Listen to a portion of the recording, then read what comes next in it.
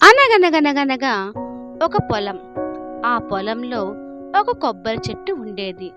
ఆ చెట్టుకు 2 కాయలు.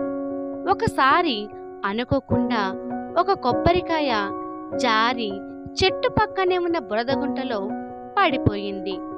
అది చూసి చెట్టులో ఉన్న ఇంకొక కొబ్బరికాయ చాలా హేళనగా నవ్వుతూ, "నువ్వు బురదలో పడిపోయావు, ఇంకా అస్సలు బయటకు రాలేవు" అని వెక్కిరిస్తుంది.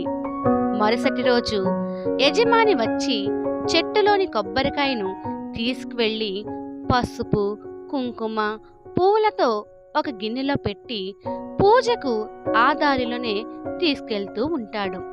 అప్పుడు ఆ కొబ్బరికాయ, "చూసావా, నాకు ఎంత గౌరవం ఇచ్చి దేవుడి దగ్గర పెడుతున్నారు, నువ్వు మాత్రం బురదలోనే ఉన్నావు. నా స్థానం ఇది, నీ స్థానం అది" అంటూ అంది. అది విన్న కొబ్బరికాయ పాపం చాలా బాధపడుతుంది. పూజకు తీసుకెళ్లిన కొబ్బరికాయను ఇంటికి తీసుకెళ్లి కూరలో వండి యజమాని తినేస్తాడు. బురదలో పడిన కొబ్బరికాయ కొద్ది రోజులకు మొలకెత్తి చెట్టుగా మారి కొన్ని వందల కొబ్బరికాయలను ఇస్తుంది. విన్నారుగా ఫ్రెండ్స్, ఎప్పుడు కూడా ఒకరి పరిస్థితిని చూసి హేళనగా నవ్వకూడదు. ఎప్పుడు ఎవరి పరిస్థితి ఎలా వస్తుందో ఎవ్వరం చెప్పలేం.